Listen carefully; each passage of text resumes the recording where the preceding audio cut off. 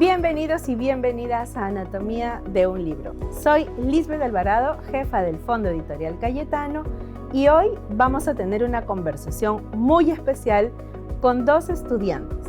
Rembrandt Durán, estudiante de la Facultad de Medicina, y Natalie Vázquez, estudiante de la Facultad de Psicología y presidenta de la Asociación de Estudiantes Cayetano Heredia.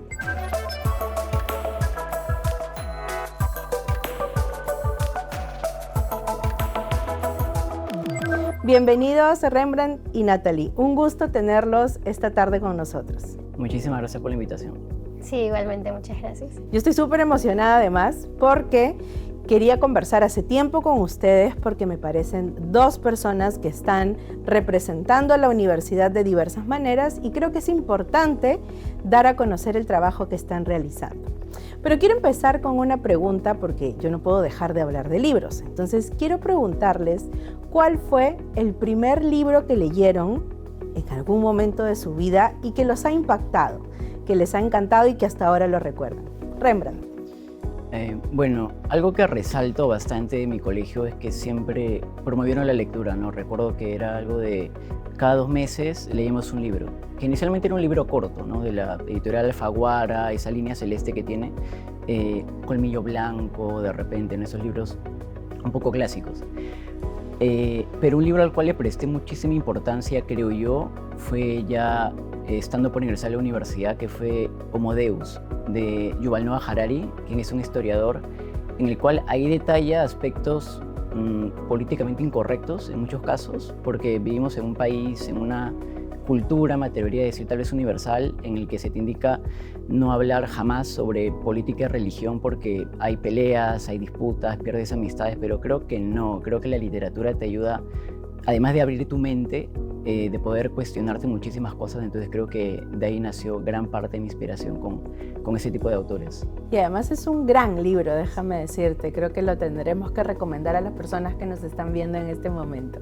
Natalie. Sí, yo me voy un poco más por la parte un poco de investigación. Me acuerdo que El Comercio sacaba su línea de mi primera enciclopedia y me acuerdo muy bien estas enciclopedias porque eran de diferentes temas. Humanidades, el cuerpo humano, la astronomía. Entonces siempre me fue interesando mucho el tema de investigar datos curiosos sobre cualquier cosa del mundo y lo tengo muy guardado en mi memoria justo recordando con la pregunta porque gracias a eso me dio mucho interés en cuanto a la investigación, que fue una también de las líneas por las cuales elegí Cayetano.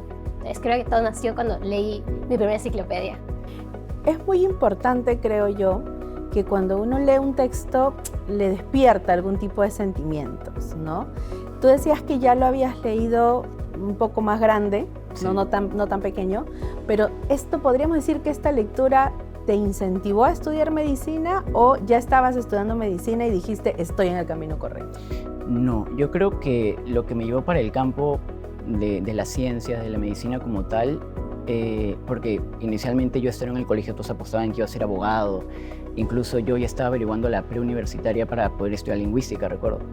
Y de pronto yo cuando tenía 15 años, estaba ya por terminar el colegio, me diagnostican una enfermedad que se llama glomerulosclerosis segmentaria focal, ¿no? Y me causó lo que sería o produjo un síndrome nefrótico. Entonces cuarto y quinto estuve como que muy mal de salud, estaba en un vaivén entre hospital y colegio, o estuve internado hasta 6 meses seguidos, ¿no?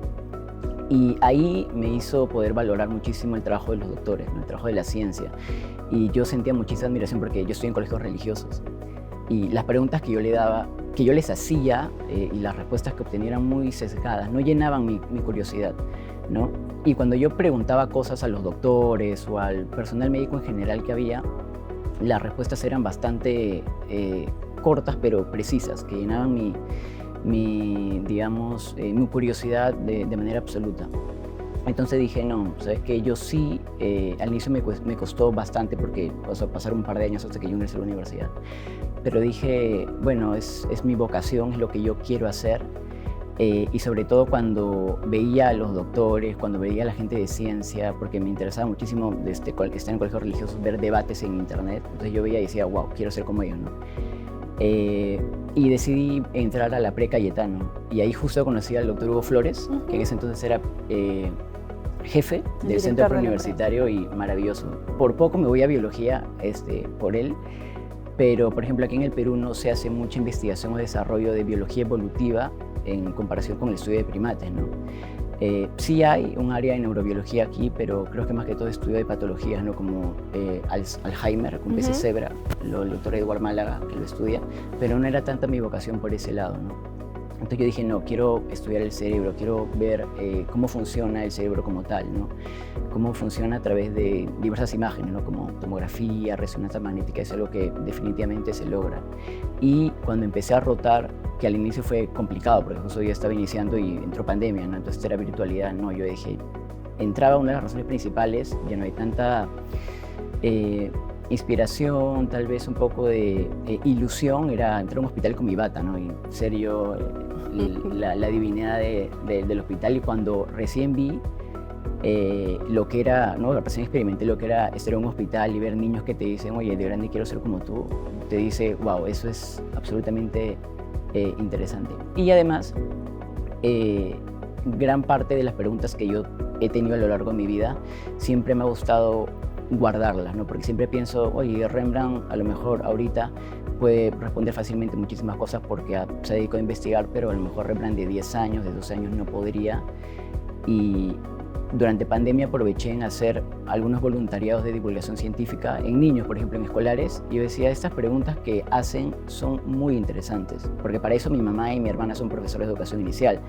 Y ellas me comentaban a veces, oye, tal niño preguntó cómo se creó el universo, cómo salen los seres humanos. ¿Qué hago? Le digo una respuesta sencilla pero corta, que no le cause tanto problema, o le doy una respuesta científica como tal. Y yo recordaba, bueno, yo he estado ahí, he estado en el lugar de muchos niños en el cual me han dicho, no preguntes eso, preguntas tonterías, ¿no? O es sí porque sí, y la ciencia no te dice sí porque sí, necesita una respuesta, explicarte las cosas. Y eso me llevó a poder tener un blog. Tengo un blog, el que se lo mostré, un blog pequeñito donde anoto cada pregunta que tengo, y es la forma en la cual me inspira a escribir y más que todo divulgar, ¿no? Que es, a diferencia de difundir el conocimiento en lo que sería divulgar, es enseñar algo, pero en un lenguaje de fácil entendimiento para un público que no necesariamente es científico o médico. Qué interesante, Rembrandt, todo lo que nos has contado. Y rescato mucho este corte que quizá hemos vivido todos durante la pandemia, que nos ha abierto nuevas posibilidades, porque, digamos, muchas veces no hemos podido ver esto de manera tan real como cuando hemos estado encerrados, aunque parezca una contradicción, ¿no? En tu caso, Natalie, ¿por qué psicología? Psicología me llamó mucho la atención. Yo siempre vi la parte de letras. Me gustan mucho humanidades, las ciencias sociales me apasionan bastante. Me gusta mucho el tema social. Entonces, yo a comparación de muchos que piensan psicología, tu consultorio, pacientes, yo no quería eso.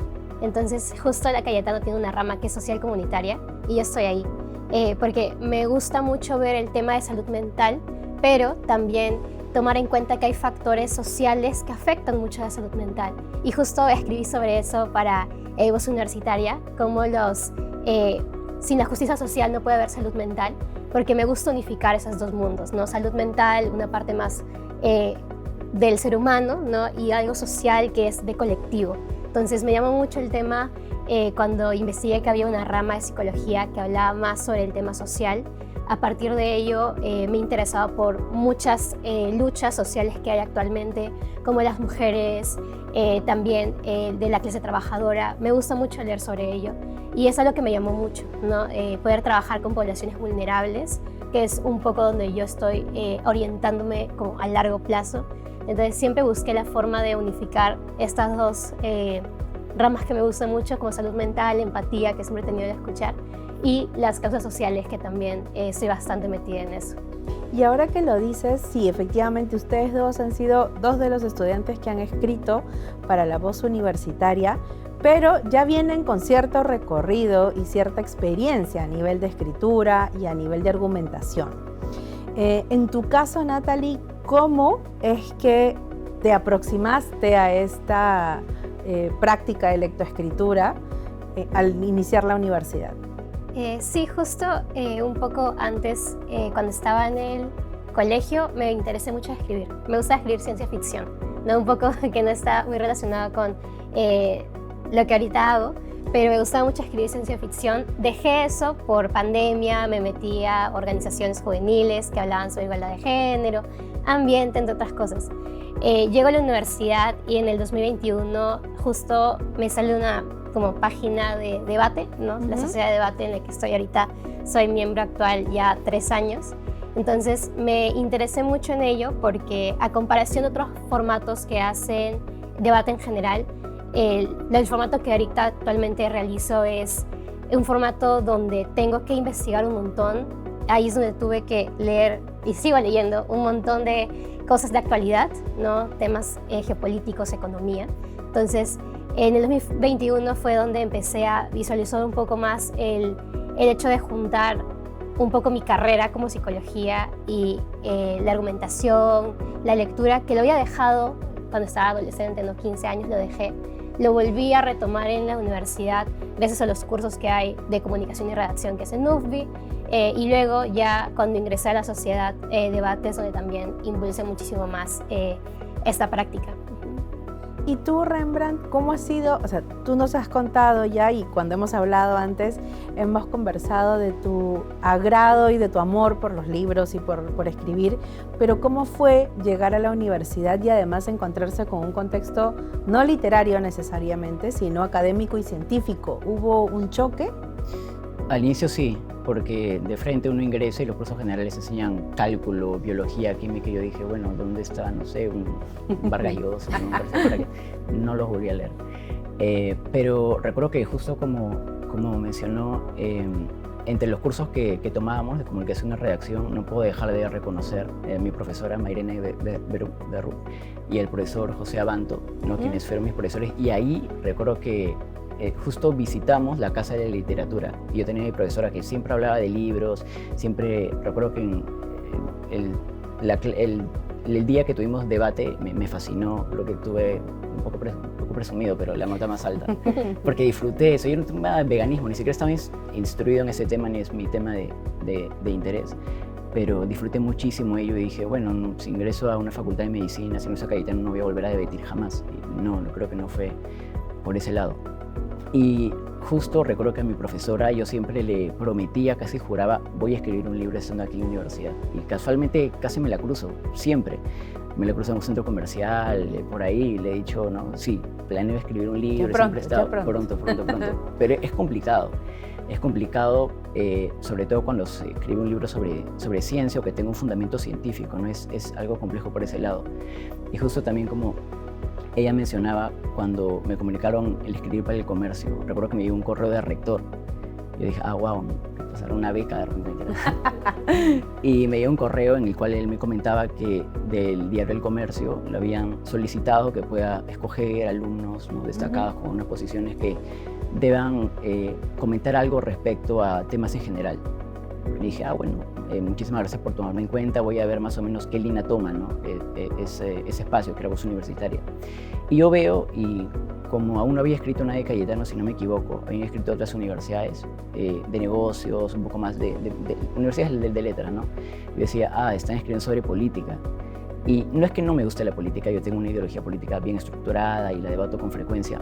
En casa nos peleamos a cada rato hablando de política. Pero yo sentía que si ponían Rembrandt Durán no había ningún problema porque nadie me conoce, pero si ponían Universidad Peruana Cayetano Heredia era más que todo una opinión institucional. Yo dije, no me voy a dar esas licencias, y justo conversaba con quien me estaba informando de parte del comercio. Me dijo, puede ser algo relacionado a tu carrera, algo que la gente debe saber. ¿Qué consideras tú que la gente debe saber y no sabe? Y yo dije, bueno, que son unos animales, ¿no? Verdaderamente. Y justo de esa forma titulo el artículo, que era un artículo corto, me quedé con muchas ganas de escribir mucho más, y ahí fue cuando pongo, ¿no? Somos unos animales. Y además de eso soy gran amante de los animales, y siempre escucho con mucha frecuencia cuando ven una mascota, ¿no? Cuidar a sus cachorros, o se cuidan entre ellos incluso, se comporta como humano. Y no es que se comporta como humano, se comporta como animal, se comporta como mamífero, solo que así como a nosotros sentimos que nos deshumanizamos en ciertas acciones, también se humaniza anticientíficamente a los animales por características que les son innatas, ¿no? Y justamente en mi colegio Por lo mismo que decía que me encantaba debatir, cuando hablaban sobre Adán y Eva, yo levantaba la mano, ¿no? Ahí veía un poco mi vocación de la biología, y yo decía, pero ¿cómo lo explica biológicamente, ¿no? Que eran, Adán y Eva eran Homo sapiens, neandertales, eran Australopithecus, eran tal cosa. Y ahí como que se detenían y decían, ya nos está cayendo un poco cargoso, ¿no? Pero yo siempre debatía. Y luego, como mencionaba, sentí un poco, me quedé con la ganas de escribir más, de extender un poco el artículo que estuvo en El Comercio. Y ahí fue cuando recordé que el rector me había comunicado con usted, ¿no? Y ahí tuvimos una conversación corta, algo breve, de forma virtual. Yo dije, no, aquí se ve bastante potencial de poder trabajar en equipo, ¿no? Recuerdo que usted me dijo que cualquier día pueda comunicarle alguna inquietud que tenga sobre los libros, y dije, bueno, voy a escribirle un correo a la magíster Alvarado. Y le escribí un correo, usted aceptó muy generosamente reunirse conmigo, y le comenté que tenía la gran intención de poder escribir un libro, ¿no? Y ahí, más que todo, hablo de contextos sociales un poco, que no es tanto mi área de estudio. La sociología y la antropología no es un área que tengo tanto conocimiento, he tenido que investigar muchísimo. Y ahí menciono algunas acciones a nivel histórico, no tanto como Harari, que él más que todo habla acerca de antropología y sociología, sino yo quería hacerlo más por el lado científico, ¿no? Cuando se considera erróneamente que los hombres por naturaleza son líderes y las mujeres no, y se quiere utilizar la biología para representarlo, y en la mayoría de mamíferos existen matriarcas, o sea, las líderes son hembras, ni siquiera son los machos. Y ahí más que todo debato conmigo mismo, ¿no? Diversos tipos de ideas, pero contrastadas siempre con ciencia, que es complicado, ¿no? Porque ahí justo tenía que citar y revisar, y no porque sí. Exacto, y creo que eso es lo interesante, ¿no? Que uno cuando va escribiendo, ya sea un artículo o en tu caso, este proyecto que es mucho más ambicioso que ese libro, uno se va dando cuenta realmente de cuánto sabe y de cuánto ha leído. Entonces, mi pregunta para Natalie aquí en este momento es, ¿cómo se hace para participar en un debate? ¿Cuánto se tiene que informar? ¿Escriben textos? ¿Practican? ¿Cómo hacen para crear argumentos sólidos para poder persuadir a la otra persona? Sí, qué linda pregunta. Me gusta mucho hablar de debate, que es algo que me apasiona mucho desde el colegio. Dentro de la Sociedad de Debate Cayetano Heredia, SODECH, realizamos un formato que es parlamentario británico. Este formato no tiene como base datos. Yo no puedo venir y decir el 80% de la población peruana está en contra del uso de las drogas, por ejemplo, ¿no? Porque esos datos la otra persona no me lo puede creer. No puede decir, uy, puede ser que sí, puede ser que no.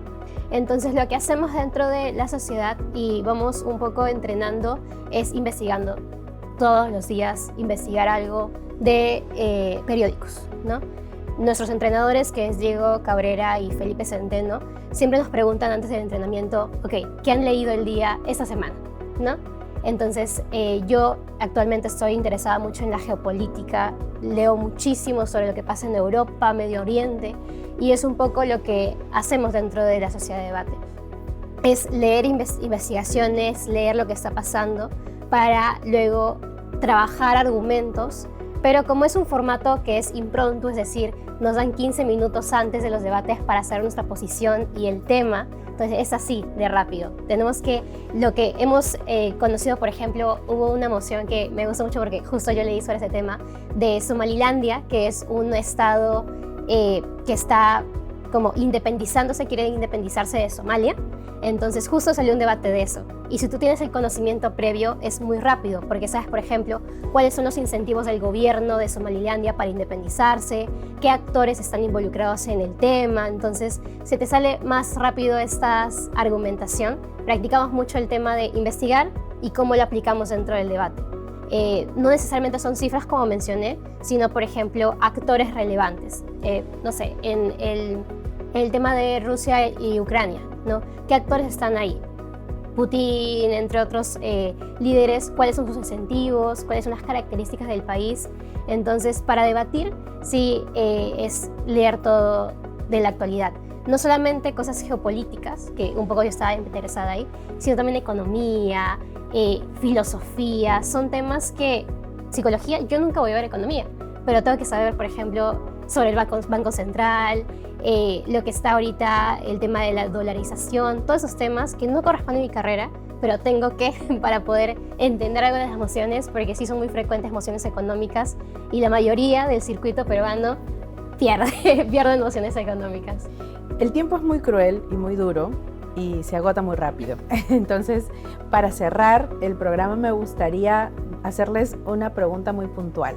En tu caso, Rembrandt, tú has ganado un concurso justamente con este texto de Somos unos animales, ¿no? ¿Puedes contarnos un poquito más sobre ese premio? Sí, bueno, el concurso se llama Horizonte 2100, algo similar a lo que ahora está haciendo Cayetano 2050. Ajá.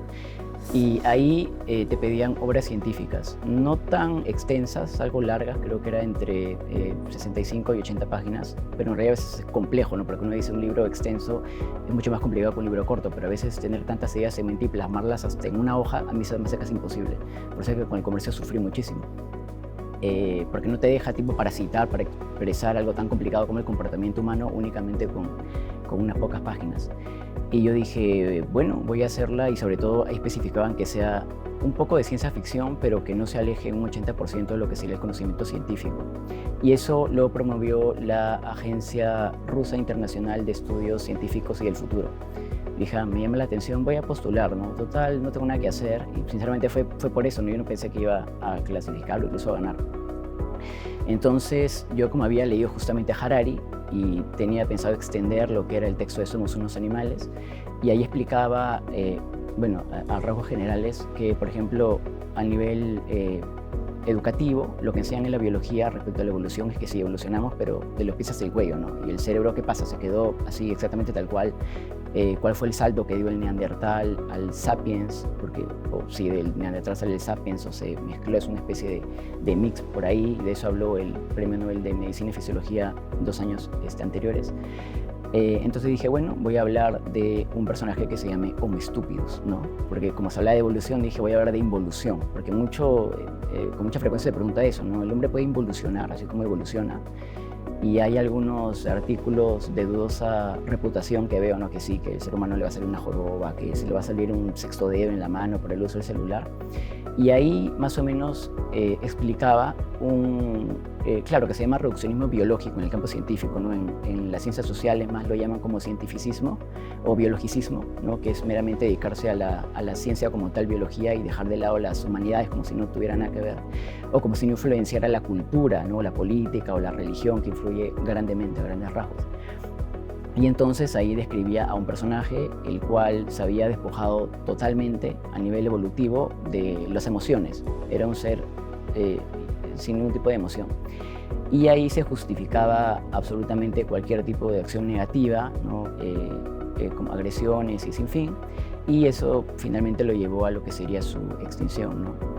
Y demoraron más o menos como unos 6 meses, medio año de los resultados, y de pronto me parece que había ganado y me llenó de muchísima emoción. Claro que sí, claro que además, porque imagínate, crear un texto y crear además el contexto de ese texto que juega y coquetea, digamos, entre la ciencia y la ciencia ficción, es realmente todo un logro. Y en el caso de Sodech, Natalie, ¿cuáles son los planes? Sí, bueno, este año con 6 de mis compañeros vamos a ir a Colombia, a CEMUDE, que es el Campeonato Mundial Universitario de Debate en Español. Nos estamos preparando todos los sábados, que son entrenamientos de 5 horas, pero también grupal con nuestra dupla, porque es en 2. Con nuestra dupla entrenamos casi todos los días, y también individual. Entonces nuestro plan es ir a CEMUDE, representar a la Sociedad de Debate Cayetano Heredia y hacer un logro para llegar a clasificatorias. De seguro que sí, nos vas a traer muy buenas noticias. Ya para terminar, porque ya me están mirando mal, les voy a pedir a cada uno que me dé una recomendación para los cachimbos. ¿Qué cosa harían mejor o seguirían haciendo con respecto a su lectura y escritura? Rembrandt. Bueno, definitivamente que nunca deje sus pasiones literarias. Yo a veces veo con muchísima emoción cuando voy a la universidad, a veces chicos que están leyendo un libro como nunca, ¿no? Parece algo absolutamente extinto, ¿no? En el bus que se ponga a leer. De ahí chismeo que están leyendo y lamentablemente me dio una decepción. Me dan ganas de tirar el libro por la ventana. Pero sí, eso, y aprovechar sobre todo la tecnología, pero la tecnología de la manera más provechosa. Ahora cuando recomiendo un libro, le digo, oye, ¿has leído tal libro? Lo que leí fue el resumen, ¿no? porque estamos también en una época que yo justo en el libro que estoy escribiendo pongo que se llama una era del rapidismo, ¿no? Que todo lo quieren rápido. Publicaciones, yo no sé cómo veo qué tal destreza tienen los jóvenes, digo jóvenes como si me enterara muy viejo, pero ven su inicio de Facebook, de una red social y la pasan con tal rapidez y digo, pero ¿en qué momento lo leen? ¿No? O le dejan una tarea de lee tal libro de tal autor y lo que hacen es resumen. Y no es lo mismo. Yo diría que no renuncien a lo que es la literatura nunca va a pasar de moda. Puede adecuarse a muchas otras herramientas como la lectura digital, que a mí no me agrada mucho. Soy más un poco clásico de los libros, me gusta tenerlo ahí en repisa. Cuando me reúno virtualmente, como se dice, de fondo todos mis libros, un poco presumido yo. Pero sí, eso, nunca renunciar a la lectura y sobre todo identificar un escritor, un autor con el cual se sientan verdaderamente identificados, no solo en su escritura, sino en su estilo de vida. Y un libro que me da un poco de tiempo que me gustaría recomendar, o dos libros en particular. Uno es El gen egoísta, de Richard Dawkins, que es un biólogo evolutivo, y el otro es el poemario de Alejandra Pizarnik, que me encanta, porque además, últimamente están apareciendo muchísimo sus frases en TikTok y ahora todos la siguen, pero me alegra porque me encanta, pero ella se describe en 3 puntos, ¿no? Y lo pongo por el orden de importancia que ella se ha dado cuando ha hablado sobre ella misma, feminista, atea y bipolar, ¿no? Y esas 3 ideas o esas 3 posturas o esas 3 descripciones en la época para la que ella estaba era absolutamente complejo, ¿no? Ella pasaba más o menos, era contemporánea una década después de lo que sería la era del sufragismo. Y además sufría con constantes emociones por su bipolaridad, de ahí le escribo una carta que es la que más conocida se ha hecho, creo, de sus obras, pero ni siquiera es una obra publicada por ella, es una carta en la cual ella le escribe antes de irse de este mundo. Y recuerdo que entre las cosas que más dice, irónicamente para ella, con la personalidad que tanto la identifica, que la parafraso un poco porque no recuerdo con exactitud, algo de aunque estoy perdiendo la destreza de la escritura, irónicamente había escrito una de las mejores cartas que alguien ha escrito en su vida, ¿no? Y eso creo que es algo que me puede identificar, no necesariamente por la postura como feminista o realidad que ella había vivido, ¿no? Pero sí por la valentía que puedo tener para decir soy atea, soy feminista en un mundo que era muchísimo más complejo que el de hoy. Y creo que, sobre todo, en mi caso, justo lo que explicaba, ¿no? Yo estudié en un colegio religioso, que había muchas, no como la religión como tal, pero las personas, ¿no? Que tenían muchísimas conjeturas. Llega un momento en el cual uno dice, sí, yo pertenezco a tal cultura, pertenezco a tal país, pertenezco a tal familia, pero llega un momento en el cual adquieres tanta identidad que dices, yo no voy a vivir ya más por mi país, o por lo menos de una forma totalitaria, no voy a vivir más por mi cultura, no voy a vivir más o representar a mi familia, sino estas son mis ideas, este soy yo, es mi identidad y no voy a renunciar a ella. Me encantó tu consejo. Natalie. Bueno, yo me iría más también por que no renunciemos a las coyunturas actuales que tiene el mundo y nuestro país. Creo que como cachimbos siempre estamos sumergidos en el libro de psicología, Piaget, ¿no? Medicina, veterinaria, y creo que a veces dejamos un poco que somos ciudadanos dentro de un país que lamentablemente tiene muchas cosas que mejorar y un mundo que también se está fragmentando poco a poco. Y el leer actualidad, el leer cosas que están pasando afuera de la burbuja que estamos teniendo como personas, que a veces los privilegios nos nublan un poco de ver más allá, sí sería muy importante que, teniendo las lecturas propias de la carrera, que es algo importante, también veamos más allá de lo que pasa detrás de las fronteras, ¿no? Detrás de otros lugares donde necesitan también el apoyo de visualización. Eso podría yo mencionar. Me ha encantado estar con ustedes el día de hoy. Espero que no sea ni siquiera la primera, ni la última, ni la única, porque creo que justamente estas conversaciones son la mejor manera de mostrar quiénes somos, qué hacemos y qué es Cayetano. Muchas gracias por estar aquí. A usted, muchísimas gracias. Muchísimas gracias. Bien, amigos y amigas, este ha sido un programa muy lindo, muy interesante, pero sobre todo que demuestra cuál es la calidad de nuestros alumnos y de nuestras alumnas en nuestra universidad. Y no se olviden, lean mucho, lean poco, pero lean.